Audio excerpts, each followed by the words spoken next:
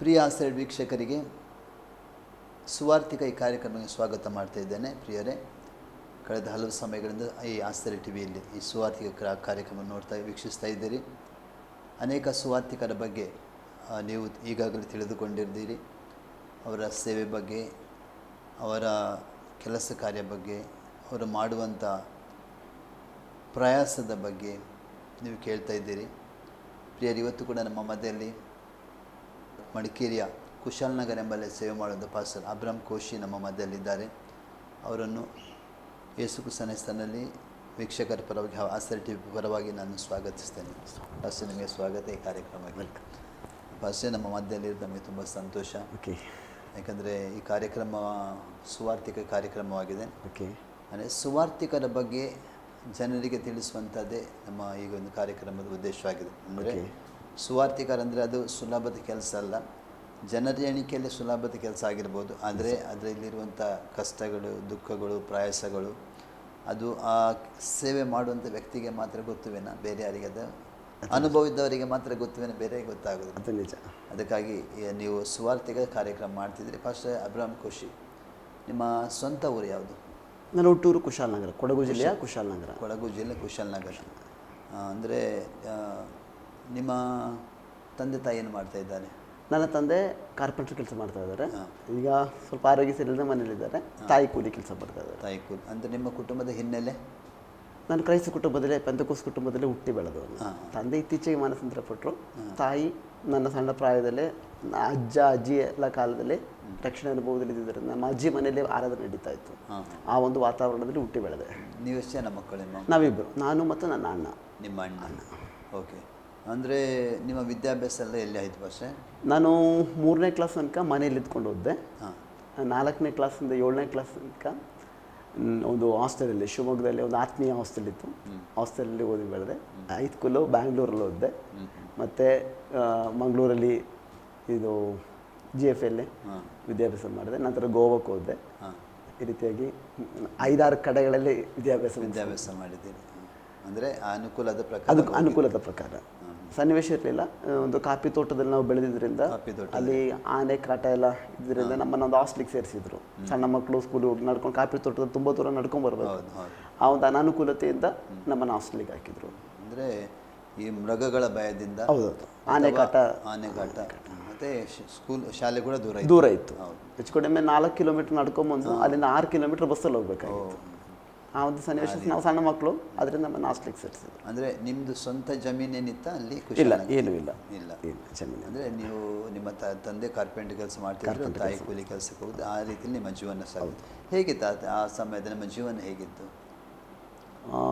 ನನ್ನ ತಾಯಿ ವಿಶ್ವಾಸಿಯಾಗಿದ್ದರು, ತಂದೆ ವಿಶ್ವಾಸಿ ಅಲ್ಲ. ತಂದೆ ತುಂಬ ಮದ್ಯಪಾನ ಮಾಡ್ತಾಯಿದ್ರು. ಕುಡಿದ್ರೆ ಸಿಗೋಂಥ ಹಣ ಎಲ್ಲ ಕಾರ್ಪೆಂಟ್ರ್ ಅಂತ ಹೇಳಿದ್ರೆ ಕಾಂಟ್ರಾಕ್ಟರ್ ಕೆಲಸ ಮಾಡಿಸ್ತಾಯಿದ್ರು. ಹಾಗಾಗಿ ಒಳ್ಳೆ ಹಣ ಸಿಗ್ತಾಯಿತ್ತು. ಎಲ್ಲ ತಮ್ಮ ಲೋಕರಿ ಜೀವಿತಕ್ಕಾಗಿ ಅದನ್ನು ಉಪಯೋಗಿಸ್ತಾ ಇರ್ತಿದ್ರು. ಯಾವುದೂ ಸೇವ್ ಮಾಡಿಟ್ಟಿರಲಿಲ್ಲ. ಹಾಗಾಗಿ ತುಂಬ ಒಂದು ಬಡತನ ಸ್ಥಿತಿಯಲ್ಲೇ ನಾವು ಬೆಳೆದಂಥ. ಅಂದರೆ ಅದು ಸಂಪಾದನೆ ಇತ್ತು, ಅಂದರೆ ಬೇಕಿದಷ್ಟು ಸರಿಯಾದ ಕುಟುಂಬಕ್ಕೆ ವಿನಿಯೋಗ ಆಗ್ತಿರ್ಲಿಲ್ಲ. ಒಂದು ವಿಷಯದಲ್ಲಿ ಹೇಳು ಅಂದರೆ, ನನ್ನ ತಂದೆ ಓದಿರುವಂಥದ್ದು ಸಿವಿಲ್ ಇಂಜಿನಿಯರು. ಅಲ್ಲಿಂದ ಕೇರಳದಿಂದ ಬಂದು ಇಲ್ಲಿ ಕಾರ್ಪೆಂಟ್ರ್ ಕೆಲಸ ಕಲಿತು ಈ ರೀತಿಯಾಗಿ ಸಿವಿಲ್ ಇಂಜಿನಿಯರಿಂಗ್ ಮಾಡಿದ್ದಾರೆ. ಅಂದರೆ ಕಸ ಬಂದರೆ ಬೇರೆ ಕೆಲಸ ಮಾಡ್ತಾ ಇದ್ದಾರೆ. ನಿಮ್ಮ ತಾಯಿ ಓದಿದ್ದಾರೆ? ಇಲ್ಲ, ಓದಲಿಲ್ಲ. ಬಸ್ ಈಗ ನೀವು ಹೀಗೆ ನಿಮ್ಮ ವಿದ್ಯಾಭ್ಯಾಸ ಎಲ್ಲ ಮುಗಿದ ನಂತರ ನೀವು ಹೇಗೆ ನೀವು ಸುವಾರ್ತಿಕಕ್ಕೆ ಬಂದಿರಿ? ಸುವಾರ್ತೆಯ ಸಾರೋದಕ್ಕೆ ಹೇಗೆ ಬಂದಿರಿ? ಏನು ಉದ್ದೇಶವಾಗಿತ್ತು? ಉದ್ದೇಶ ಅಂತ ಹೇಳಿದ್ರೆ, ನಾನು ಪ್ರಾರಂಭವಾಗಿ ಹೇಳಿದೆ, ನನ್ನ ಅಜ್ಜಿಯ ಮನೆಯಲ್ಲಿ ಪ್ರಾರ್ಥನೆ ನಡೀತಾ ಇತ್ತು. ಆ ಅಂತರಿಕ್ಷದಲ್ಲಿ ನಾನು ಬೆಳೆದೆ. ಸಣ್ಣ ವಯಸ್ಸಿನಿಂದ ಸೇವೆ ಮಾಡಬೇಕಂತ ಆಸೆ ಇತ್ತು. ಅದೊಂದು ಭಾಗದಲ್ಲಿ. ಮತ್ತೊಂದು ಭಾಗದಲ್ಲಿ ನಾನು ಸಣ್ಣ ವಯಸ್ಸಿನಲ್ಲಿ ಯಾವಾಗಲೂ ನಾನು ರೋಗಿಯಾಗಿದ್ದೆ. ನಮ್ಮಮ್ಮ ಹೇಳ್ತಿದ್ರು ಬದುಕ್ತೇನೆ ಎಂಬಂಥ ಚಾನ್ಸ್ ಇರಲಿಲ್ಲ ಎಂಬುದಾಗೆಲ್ಲ ಹೇಳ್ತಾ ಇದ್ದು, ನನಗೆ ಗೊತ್ತಿಲ್ಲ. ಬಟ್ ಆ ಸಮಯದಲ್ಲಿ ನನಗೆ ತಿಳುವಳಿಕೆ ಇಲ್ಲದ ಆ ಪ್ರಾಯದಲ್ಲಿ ತಾಯಿ ಪ್ರಾರ್ಥನೆ ಮಾಡಿ ನನ್ನನ್ನು ಸೇವೆಗೋಸ್ಕರ ಸಮರ್ಪಿಸಿದ್ರಂತೆ. ದೇವರೇ, ಈ ಮಗನನ್ನು ಉಳಿಸ್ಕೊಡೋದಾದರೆ ನಿನ್ನ ಸೇವೆಗಾಗಿ ಕಳಿಸಿ. ಆ ವಿಷಯ ನನ್ನ ಹತ್ರ ಹೇಳಿರಲಿಲ್ಲ, ನನ್ನ ತಾಯಿ ಹೇಳಿರಲಿಲ್ಲ. ನಾನು SLC ಮುಗಿಸಿದ ಮೇಲೆ ಬೈಬಲ್ ಕಾಲೇಜಿಗೆ ಹೋಗಬೇಕು ಅಂತ ಪ್ಲ್ಯಾನ್ ಮಾಡಿ ಹೊರಟ ದಿವಸ ಅವತ್ತು ನಮ್ಮ ಸಭೆ ಪ್ರಾರ್ಥನೆ ಮಾಡಿ ಕಳಿಸ್ಬೇಕಾದ್ರೆ ಈ ಮಾತು, ಪಾಸ್ಟರ್ ಇವನ್ನು ಸಣ್ಣ ವಯಸ್ಸಲ್ಲಿ ಆಗಿತ್ತು, ನಾನು ಆ ಸಮಯದಲ್ಲಿ ಇವನ್ನ ದೇವರ ಸೇವೆಗೋಸ್ಕರ ಸಮರ್ಪಿಸಿದ್ದೆ ಅಂತೇಳಿ ನನ್ನ ತಾಯಿ ಪಾಸ್ಟ್ ಹತ್ರ ಹೇಳೋದನ್ನು ಕೇಳಿ ನಾನು ತಿಳ್ಕೊಂಡೆ. ನನ್ನ ಸಣ್ಣ ವಯಸ್ಸಲ್ಲಿ ಒಂದು ಭಾರ ಇತ್ತು ನನಗೆ ಸೇವೆ ಮಾಡೋದು. ನಾನೇ ಒಂದು ಆತ್ಮೀಯ ಹಾಸ್ಟೆಲಲ್ಲಿ ಓದಿದ್ರಿಂದ ಸಣ್ಣ ಪ್ರಾಯದಲ್ಲಿ ಅಲ್ಲಿ ದೇವ್ರನ್ನ ಕಂಡುಕೊಂಡೆ. ಮತ್ತು ನಾನು ಒಂದು ಹೈಸ್ಕೂಲಿಗೆ ಬಂದಾಗ ಬ್ಯಾಂಗ್ಳೂರಲ್ಲಿ ಒಂದು ಪಾಸ್ಟ್ ಮನೇಲಿದ್ದೆ. ಅಲ್ಲಿದ್ದಾಗಲೇ ನಾನು 8ನೇ ಕ್ಲಾಸ್ ಓದ್ತಾ ಇರಬೇಕಾದ್ರೆ ಪಾರ್ಟ್ ಟೈಮ್ ಸೇವೆಗಾಗಿ ಹೋಗ್ತಾ ಇದ್ದೆ ಪಾಸ್ಟ್ರ್ ಜೊತೆಗೆ. 8ನೇ ಕ್ಲಾಸ್ ಓದ್ತಾ ಇರಬೇಕಾದ್ರೆ ಟ್ರಾನ್ಸ್ಲೇಷನ್ ಮಾಡಲಿಕ್ಕೆ, ಅವರು ಮಲಯಾಳಿ ಪಾಸ್ಟ್ರು, ನಾನು ಕನ್ನಡದಲ್ಲಿ ಟ್ರಾನ್ಸ್ಲೇಷನ್ ಮಾಡಲಿಕ್ಕೆ ಸ್ಕೂಲ್ ಟೈಮಲ್ಲೇ ಈ ಒಂದು ಸೇವೆ ಇದರಲ್ಲಿ ಇನ್ವಾಲ್ವ್ ಆಗಿ ಮುಂದೆ ಹೋಗ್ತಾ ಇದ್ದೆ. ಅಂದರೆ ನಿಮ್ಮದು ಆ್ಯಕ್ಚುಲಿ ನೀವು ನಿಜವಾಗಿ ಮಲಯಾಳಿ. ಆದರೆ ನಿಮಗೆ ನಿಮ್ಮ ಮನೆ ಭಾಷೆ ಮಲಯಾಳಿಯಾ ಅಥವಾ ಕನ್ನಡ ಮಾತಾಡ್ತೀವಿ? ಇಲ್ಲ, ಮನೆಯಲ್ಲಿ ಮಲಯಾಳ ಭಾಷೆ ಮಾತಾಡ್ತೀನಿ. ಮನೆಯಲ್ಲಿ ಮಲಯಾಳ. ನಾನು ಕರ್ನಾಟಕದಲ್ಲಿ ಹುಟ್ಟಿ ಬೆಳೆದಿದ್ದರಿಂದ ಸ್ಕೂಲೆಲ್ಲ ಕನ್ನಡ ಭಾಷೆಯಲ್ಲಿ ಆದ್ರಿಂದ ನಾನು ಕನ್ನಡ ಕಲ್ತೀನಿ. ಬಸ್ ಈಗ ನಿಮ್ಮ ಈ ಹೈಸ್ಕೂಲಿಯ ವಿದ್ಯಾಭ್ಯಾಸ ಸಮಯದಲ್ಲಿ ನಿಮ್ಮ ಹವ್ಯಾಸಗಳು, ನಿಮ್ಮ ಅಭ್ಯಾಸಗಳು ಹೇಗಿತ್ತು? ಒಂದು ನಾನು ಆಗಲೇ ಹೇಳಿದ ಪಾಸ್ಟ್ ಮನೆಯಲ್ಲಿ ವಾಸ ಮಾಡ್ತಾ ಇದ್ದಿದ್ದರಿಂದ ಹಾಗಾಗಿ ಅನೇಕ ಪಾಸ್ಟ್ಗಳೆಲ್ಲ ಬರ್ತಾಯಿದ್ರು. ಒಂದು ವಿಧದಲ್ಲಿ ನಾನು ಆ ಮನೆಯಲ್ಲಿ ಇದ್ಕೊಂಡು ಆ ಮನೆ ಕೆಲಸಗಳನ್ನ ಮಾಡ್ಕೊಂಡು ಸ್ಕೂಲಿಗೆ ಹೋಗಿ ಹೆಚ್ಚಿನ ಸಮಯ ನನಗೆ ಪ್ರಾರ್ಥನೆ ಕೂಟಗಳಿಗೆಲ್ಲ ಭಾಗವಹಿಸಲಿಕ್ಕೆ ಸಾಧ್ಯ. ಅಲ್ಲಿ ಬರ್ತದಂಥ ಪಾಸ್ಟ್ಗಳೆಲ್ಲ ಕೇರಳದಿಂದ ಬರ್ತದಂಥ ಪಾಸ್ಟ್ಗಳು. ಸೊ ಅಲ್ಲಿ ಟ್ರಾನ್ಸ್ಲೇಷನ್ ಮಾಡಲಿಕ್ಕೆ ಯಾರೂ ಇರಲಿಲ್ಲ. ಆಗ ನನ್ನನ್ನು ಅದರಲ್ಲಿ ಉಪಯೋಗಿಸ್ಕೊಳ್ತಾ ಇದ್ರು. ಹಾಗಾಗಿ ಸಣ್ಣ ವಯಸ್ಸಿನಲ್ಲಿ ಈ ಆತ್ಮೀಯ ವಿಷಯದಲ್ಲಿ ಮುಂದೆ ಬರಲಿಕ್ಕೆ ಹತ್ತಿರದ ಸಂಬಂಧ. 8ನೇ ಕ್ಲಾಸಲ್ಲಿ ಓದಬೇಕಾದ್ರೆ ನಾನು 13ನೇ ವಯಸ್ಸಲ್ಲಿ ದೀಕ್ಷಾ ಸ್ನಾನ ತಗೊಂಡೆ. ದೀಕ್ಷಾ ಸ್ನಾನ ತೆಗೆದುಕೊಳ್ಳುವುದಕ್ಕಿಂತ 1 ತಿಂಗಳು ಮುಂಚೆ ನಾನು ಅನ್ಯ ಭಾಷೆಯ ಗುರುತಿನೊಂದಿಗೆ ಅಭಿಷೇಕ ಹೊಂದ್ಕೊಂಡೆ. ಈ ರೀತಿಯಾಗಿ ಸಣ್ಣ ವಯಸ್ಸಿನ ಆತ್ಮೀಯ ಮಟ್ಟದಲ್ಲಿ ಬೆಳೀಲಿಕ್ಕೆ ದೇವರು ಕೃಪೆ ಕೊಟ್ಟ. ಅಂದರೆ ನೀವು ರಕ್ಷಣೆ ಹೊಂದಿ ಎಷ್ಟು ವಯಸ್ಸಿನಲ್ಲಿ? ಸಣ್ಣ ವಯಸ್ಸಿನ ಅಂತ ಹೇಳಿದ್ರೆ ನಾನು ಹಾಸ್ಟೆಲ್ ಓದ್ತಾ ಇರುವಂಥ ಸಂದರ್ಭದಲ್ಲಿ 4ನೇ ಕ್ಲಾಸ್ ಓದಲಿಕ್ಕೆ ಸ್ಟಾರ್ಟ್ ಮಾಡಿದೆ. ಆ ಸಮಯದ ಒಂದು ರಕ್ಷಣೆ ಅನುಭವದಲ್ಲೇ ಬೆಳೀಲಿಕ್ಕೆ ದೇವರು ಕೃಪೆ ಕೊಟ್ಟ. ಹಾಗೆ ನಿಮ್ಮ ವಿದ್ಯಾಭ್ಯಾಸ ಎಲ್ಲ ಮಾಡ್ಕೊಂಡು ಮುಂದುವರೆದ್ರೆ ಬೈಬಲ್ ಕಾಲೇಜೆಲ್ಲ BTH ಮುಗಿಸ್ದೆ, ಗೋವಾದಲ್ಲಿ ಮುಗಿಸ್ದೆ.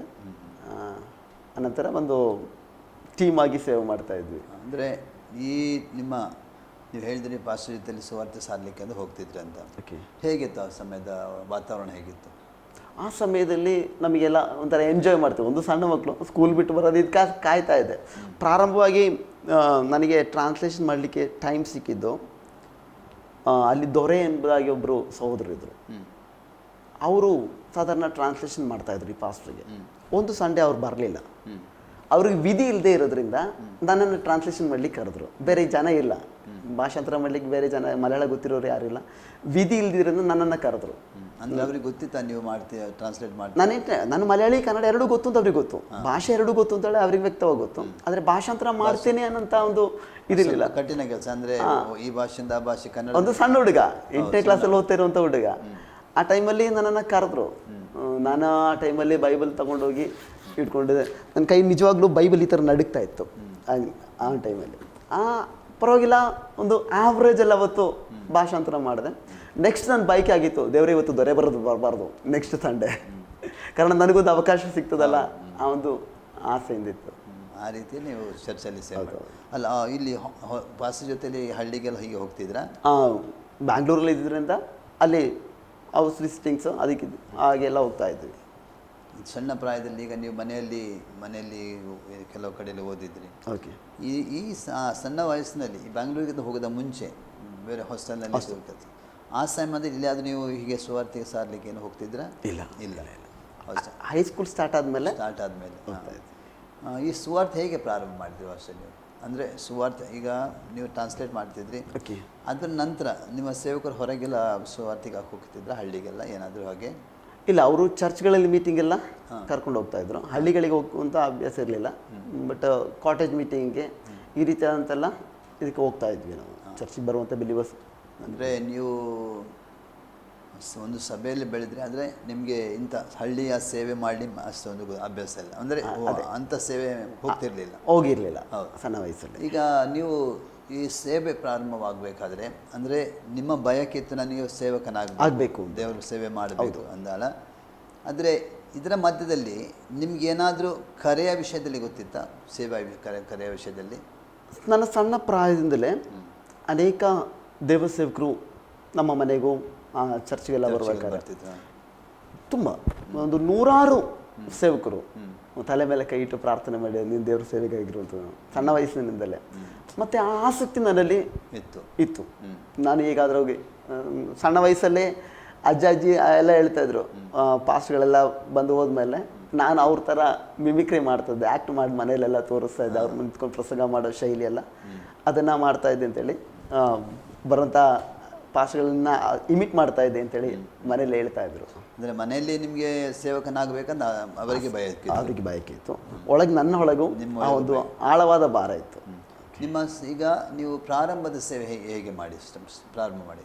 ನಿಮ್ಮ ಪ್ರಾರಂಭದ ಸೇವೆ ನಿಮ್ಮ ಬೈಬಲ್ ಕಾಲೇಜೆಲ್ಲ ಮುಗಿದ ನಂತರ ನೀವು ಹೇಗೆ ಸೇವೆ ಎಲ್ಲಿಂದ ಪ್ರಾರಂಭ ಮಾಡಿ ಸೇವೆ? ನಾನು ಗೋವಾದಲ್ಲಿ ಬೈಬಲ್ ಕಾಲೇಜ್ ಮುಗಿಸ್ದೆ, BTH ಮುಗಿಸೋ ಸಮಯದಲ್ಲಿ ನಾನು ಬಂದೊಂದು 21 ದಿನ ಫಾಸ್ಟಿಂಗ್ ಕೂತ್ಕೊಂಡೆ. ಗೋವಾದಿಂದ ಮನೆಗೆ ಬಂದು ಕುಶಾಲನಗರದಲ್ಲಿ 21 ದಿನ ಫಾಸ್ಟಿಂಗ್ ಕೂತ್ಕೊಂಡೆ, ಫುಲ್ ಟೈಮ್ ಕೂತ್ಕೊಂಡಿರ್ಬೇಕಾದ್ರೆ ದೇವರೇ ನನ್ನ ಮುಂದಿನ ಇದು ನೀನು ನನಗೆ ತೋರಿಸ್ಕೊಡ್ಬೇಕು ಅಂತೇಳಿ. ಆಗಿರೋ ಸಂದರ್ಭದಲ್ಲಿ ನಮ್ಮ ಚರ್ಚಲ್ಲಿದ್ದಂಥ ಒಬ್ಬರು ಪಾಸ್ಟ್ರು ಕೇರಳದೊಂದು ಬೈಬಲ್ ಕಾಲೇಜ್ ಇದೆ, ಅಲ್ಲಿಗೆ ಟೀಚ್ ಮಾಡಲಿಕ್ಕೆ ಒಬ್ಬರನ್ನ ಬೇಕು ಅಂತೇಳಿ ಕರೆದ್ರು, ಒಂದು ಡೀನ್ ಆಗಿ ಅಂದರೆ ಸ್ಟಾರ್ಟ್ ಆಗಿರೋಂಥ ಅಲ್ಲಿಯ ಪಾಸ್ಟನ್ನು. ಅವ್ರು ಬಂದು ಕೇಳಿದ್ರು, ಮತ್ತು ನನ್ನ ಹತ್ರ ಹೇಳಿದ್ರು, ನಿಮಗೂ ಇಂಗ್ಲೀಷೆಲ್ಲ ಗೊತ್ತಿಲ್ಲ, ನೀವು ಹೋಗಿ ನೀವು ಕಲಿಸ್ತೀರಲ್ಲ ಅಂತೇಳಿ ಬಂದು ನನ್ನ ಹತ್ರ ಒಂದು ಸಲಹೆ ಕೊಟ್ಟರು. ಮತ್ತು ಅವರೇ ಆ ಪಾಸ್ಟ್ ಅಲ್ಲಿಂದ ಪ್ರಿನ್ಸಿಪಾಲಿಗೆ ಫೋನ್ ಮಾಡಿದರು, ಸರ್ ನಮ್ಮಲ್ಲಿ ಒಬ್ಬರು ಇದ್ದಾರೆ ಅಂತೇಳಿ. ಅವರು ಕರೆದ್ರು, ಒಂದು ಇಂಟರ್ವ್ಯೂ ಥರ ಕರೆದ್ರು. ನಾನು ಹೋದಾಗಲೇ ಅವ್ರ ಹತ್ರ ಹೇಳಿದೆ, ನನ್ನ ಕರೆಯುವಿಕೆ ಟೀಚಿಂಗ್ ಅಲ್ಲ, ಬಟ್ ಫಾರ್ ಟೈಮ್ ಬೀಯಿಂಗ್ ನಾನಿಲ್ಲಿ ಬೇಕಿದ್ರೆ ಟೀಚ್ ಮಾಡ್ತೇನೆ, ನನ್ನ ಕರೆಯುವಿಕೆ ಚರ್ಚ್ ಮಿನಿಸ್ಟ್ರಿ, ಆ ವ್ಯಕ್ತವಾದ ಒಂದು ತಿಳುವಳಿಕೆ ನನಗಿದೆ. ಫಾರ್ ಟೈಮ್ ಬೀಯಿಂಗ್ ನಾನು 1-2 ವರ್ಷ, ಈಗ ಅವ್ರಿಗೆ ಸ್ಟಾಫ್ ಇರಲಿಲ್ಲ ಅಲ್ಲಿ, ಸಬ್ಜೆಕ್ಟ್ ತಗೊಳ್ಳಿಕ್ಕೆ ಟೀಚರ್ ಇರಲಿಲ್ಲ, ನಾನು ಬೇಕಿದ್ರೆ ಒಂದು 1-2 ವರ್ಷ ನಿಮ್ಮ ಜೊತೆಗೆ ಇರ್ತೀನಿ ಅಂತೇಳಿ ಅಲ್ಲೊಂದು 2 ವರ್ಷ ಟೀಚ್ ಮಾಡಿದೆ. ನಂತರ ಅವ್ರದ್ದೇ ಒಂದು ಇದರಲ್ಲಿ ಅದು ಟೀಮ್ ವರ್ಕ್ ಆಗಿ ಅಲ್ಲಿ ಕಲಿತಂಥ ಹುಡುಗರನ್ನ ಕರ್ಕೊಂಡು ನಂಜನಗೂಡು ಗುಂಡಲಪೇಟೆ ತಾಲೂಕಿನ ಬೇಗೂರು ಸ್ಥಳದಲ್ಲಿ ಸೇವೆ ಸ್ಟಾರ್ಟ್ ಮಾಡಿದೆ. ಔಟ್ರೀಚ್ ಮಿನಿಸ್ಟ್ರಿಗೆ ಸ್ಟಾರ್ಟ್ ಮಾಡಿದ್ವಿ. ಚರ್ಚ್ ಯಾವುದೂ ಇರಲಿಲ್ಲ, ಪೈನಿಯರ್ ಮಾಡಲಿಕ್ಕೆ ನಾವಲ್ಲಿ ಹೋದ್ವಿ. ಟೀಮ್ ಆಗಿ ಅಂದರೆ ಎಷ್ಟು ಜನ ಇದ್ರಿ? 4 ಜನ. 3 ಜನ ನನ್ನ ಸ್ಟೂಡೆಂಟ್ಸೇ ಇದ್ದರು, ನಾನೊಬ್ಬ ಸೇರಿ 4 ಜನ. ಅದರಲ್ಲಿ ಒಬ್ಬ ಹೋದ, ಬೇಗ ಹೋದ, ಮತ್ತು ನಾವು 3 ಜನ ಎತ್ಕೊಂಡು ಅಲ್ಲಿ ಸೇವೆ ಸ್ಟಾರ್ಟ್. ಹೇಗೆ ಸ್ಟಾರ್ಟ್ ಮಾಡಿ, ಯಾವ ರೀತಿ ಸ್ಟಾರ್ಟ್ ಮಾಡಿ? ಸ್ಟಾರ್ಟ್ ಮಾಡಿದ ವಿಧ, ನಾನಲ್ಲಿ ಹೋಗಿ ಫಸ್ಟ್ ನಾವು ಜಸ್ಟ್ 4 ಜನ ಕೂತ್ಕೊಂಡು ಪ್ರೇಯರ್ ಮಾಡಿಕೊಂಡು ಸ್ಟಾರ್ಟ್ ಮಾಡಿದ್ವಿ. ಒಂದು 2-3 ವಾರ ಕಾಲ ಏನೂ ಇರಲಿಲ್ಲ. ಸ್ವಂತ ಮನೆ ಏನಿತ್ತಲ್ಲ, ಬಾಡಿಗೆ ಮನೆ ತಗೊಂಡು ಇದು ಮಾಡಿದ್ವಿ. ಮತ್ತು ನನ್ನ ಮನಸ್ಸಲ್ಲಿಂದು ಅಲ್ಲಿ ತುಂಬ ಮಕ್ಕಳು ಬರ್ತಾಯಿದ್ರು, ಈ ಮಕ್ಕಳ ಜೊತೆ ಫ್ರೆಂಡ್ಶಿಪ್ ಮಾಡ್ಕೊಂಡು ಅವರಿಗೆ ಟ್ಯೂಷನ್ ಹೇಳಲಿಕ್ಕೆ ಸ್ಟಾರ್ಟ್ ಮಾಡಿದೆ, ಫ್ರೀಯಾಗಿ ಟ್ಯೂಷನ್ ಹೇಳ್ಕೊಡ್ಲಿಕ್ಕೆ ಸ್ಟಾರ್ಟ್ ಮಾಡಿದೆ. 3-4 ಮಕ್ಕಳು ಬರ್ತಾಯಿದ್ರು. ಇದನ್ನು ನೋಡಿದಂಥ ಫ್ರೀ ಅಲ್ವಾ, ಬೇರೆ ಮಕ್ಕಳು ಬರ್ಲಿಕ್ಕೆ ಸ್ಟಾರ್ಟ್ ಮಾಡಿದ್ರು. ಹೆಚ್ಚು ಕಡಿಮೆ 45-60 ಮಕ್ಕಳು ಟ್ಯೂಷನಿಗೆ ಬರ್ತಾಯಿದ್ರು. ಹೀಗೆ ಅವ್ರ ಮಧ್ಯದಲ್ಲಿ ಟ್ಯೂಷನ್ ಮಾಡಿಕೊಂಡು ಅವರಲ್ಲಿ ಕೆಲವರಿಗೆ ದೇವರ ವಾಕ್ಯ ಹೇಳಲಿಕ್ಕೆ ಸ್ಟಾರ್ಟ್ ಮಾಡಿದೆ. ಇದರಲ್ಲೊಂದು 10-12 ಜನ ಮಕ್ಕಳು ಆರಾಧನೆ ಬರ್ಲಿಕ್ಕೆ ಸ್ಟಾರ್ಟ್ ಮಾಡಿದ್ರು. 2 ಮಕ್ಕಳ ತಂದೆ ತಾಯಿಗಳು ಅಲ್ಲಿ ಪ್ರಾರ್ಥನೆ ಬರ್ಲಿಕ್ಕೆ ಸ್ಟಾರ್ಟ್ ಮಾಡಿದರು. ಹಾಗೆ ಕ್ರಮೇಣ ಅಲ್ಲಿ ಸಭೆ ಒಂದು ಸ್ವಲ್ಪ ಗ್ರೋತ್ ಆಯಿತು. ನಂತರ ವಿಲೇಜ್ಗಳಿಗೆ ಹೋಗುವಂಥದ್ದು, ಅಲ್ಲಿ ಟ್ರ್ಯಾಕ್ಸ್ ಕೊಡುವಂಥದ್ದು, ಏನೂ ಇಲ್ಲದ ಟೈಮಲ್ಲಿ ನಾನಲ್ಲಿ ಊರವರಿಗೆಲ್ಲ ಒಂದು ಪಾಂಪ್ಲೆಟ್ಸ್ ಕೊಟ್ಬಿಟ್ಟು ಒಂದು ದೊಡ್ಡ ಕನ್ವೆನ್ಷನ್ ಥರ ನಡೆಸಿದ್ದೆ. ಅಂದರೆ ನೀವು ಇದು ಸೇವೆ ಸ್ಟಾರ್ಟ್ ಮಾಡಿ 3 ತಿಂಗಳಲ್ಲಿ ಒಂದು ಕನ್ವೆನ್ಷನ್ ನಡೆಸ್ತೆ ಅಲ್ಲಿ. ಅಂದರೆ ಅದರ ಮುಂಚೆ ಮಕ್ಕಳಿಗೆಲ್ಲ ಟ್ಯೂಷನ್ ಕೊಡ್ತಾ ಇತ್ತು. ಟ್ಯೂಷನ್ ಕೊಟ್ಟು ಅದರಲ್ಲಿ ಒಂದು 10-12 ಮಕ್ಕಳು ಆರಾಧನೆ ಬರಲಿಕ್ಕೆ ಸ್ಟಾರ್ಟ್ ಮಾಡಿದ್ರು. ಸಂಡೇ ಎಲ್ಲರೂ ಬರ್ತಾಯಿದ್ರು, ಬಟ್ ರೆಗ್ಯುಲರಾಗಿ ಬರ್ತಾ ಇದ್ದಿಂದ ಒಂದು 10-12 ಮಕ್ಕಳು ಪ್ರೇಯರಿಗೆ ಬರ್ತಾಯಿದ್ರು. ಅವ್ರಿಗೆ ಸಣ್ಣ ಸಣ್ಣ ಕಥೆಗಳನ್ನ ಹೇಳ್ಕೊಂಡು, ಆತ್ಮೀಯ ವಿಷಯದಲ್ಲಿ ಹೇಳ್ಕೊಂಡು, ಮಕ್ಕಳ ಗಾರ್ಡಿನ್ ಆಗಿದ್ದೆ ನಾನು. ಅವ್ರ ಸ್ಕೂಲ್ಗೆಲ್ಲ ಹೋಗ್ತಾ ಇದ್ದೆ, ಅವ್ರ ಬಗ್ಗೆ ಎಲ್ಲ ವಿಚಾರಿಸ್ತಾ ಇದ್ದೆ. ಅದನ್ನು ನೋಡಿ ತಂದೆ ತಾಯಿಗಳಿಗೆ ತುಂಬ ಇಷ್ಟ ಆಗಿತ್ತು. ನಮ್ಮೇಲೆ ಒಂದು ಗೌರವ ಇತ್ತು, ನಮ್ಮೇಲೆ ಒಂದು ನಂಬಿಕೆನೂ ಬಂತು. ಯಾವ ಟೈಮಲ್ಲೂ ಮಕ್ಕಳನ್ನ ನಮ್ಮ ಹತ್ರ ಕಳಿಸ್ತಾ ಇದ್ರು. ಹಾಗೆ 2 ಮಕ್ಕಳ ತಂದೆ ತಾಯಿಗಳು ಪ್ರಾರ್ಥನೆಗೆ ಬರ್ಲಿಕ್ಕೆ ಸ್ಟಾರ್ಟ್ ಮಾಡಿದರು. ಆ ಗ್ರಾಮ ಪೂರ್ತಿ ಒಂದು ಮನೆಯೂ ಬಿಡದೆ ಎಲ್ಲ ಮನೆಗಳು ಡೋರ್ ಟು ಡೋರ್ ಹೋಗಿ ಟ್ಯಾಕ್ಸ್ ಕೊಟ್ಟು ಈ ಮೀಟಿಂಗ್ ಕರೆದಿದ್ವಿ. ಅದ್ರ ಜೊತೆಗೆ ಎಲ್ಲರನ್ನೂ ಮೀಟಿಂಗ್ ಇಟ್ವಿ.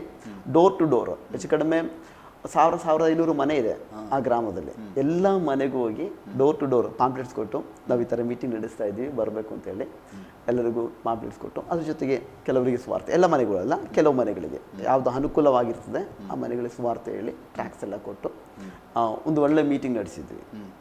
ಕೆನಡಾದಿಂದ ಒಬ್ಬರು ದೇವ್ರ ಸೇವಕರು ಬಂದಿದ್ದು, ಫಿನುವೈಪ್ ಅಂತೇಳಿ. ಒಳ್ಳೆ ಮುಂಚಿನ ಒಂದು ಬಿಡುಗಡೆ, ಒಂದು 600-700 ಜನ ಆ ಮೀಟಿಂಗ್ನ ಪಬ್ಲಿಕ್ ಪ್ಲೇಸಲ್ಲಿ 3 ತಿಂಗಳಲ್ಲಿ ಈ ರೀತಿಯಾಗಿ ಒಳ್ಳೆ ಆಶೀರ್ವಾದ ಅಂತ ಅದು ನಡೀತು. ಮತ್ತು ನನಗೆ ಅಲ್ಲಿಂದ ಮತ್ತೆ ಹೈಯರ್ ಸ್ಟಡಿ ಮಾಡಬೇಕು ಅನ್ನೋಂಥದ್ದು ಬಯಕೆ ಬಂದಿದ್ದರಿಂದ ನಾನು MDU ಮಾಡಲಿಕ್ಕೋಸ್ಕರ ರಾಜಸ್ಥಾನದಲ್ಲಿ ಅಪ್ಲಿಕೇಶನ್ ಹಾಕಿದೆ. ಅಂದರೆ ಎಷ್ಟು ಸಮಯದಲ್ಲಿ ಸೇವೆ ಮಾಡಿದ್ರಿ? ಅಲ್ಲಿ 1.5 ವರ್ಷ ಮಾಡಿದೆ. 1.5 ವರ್ಷ. ನಂತರ ಇದು MDU ಮಾಡಲಿಕ್ಕೋಸ್ಕರ ರಾಜಸ್ಥಾನದಲ್ಲಿ ಫಿಲಡೆಲ್ಫಿಯಾ ಕಾಲೇಜಿಗೆ ಅಪ್ಲಿಕೇಶನ್ ಹಾಕಿದೆ. ಅಲ್ಲಿಂದ ಕಾಲಿಂಗ್ ಲೆಟ್ರ್ ಕೂಡ ಬಂತು.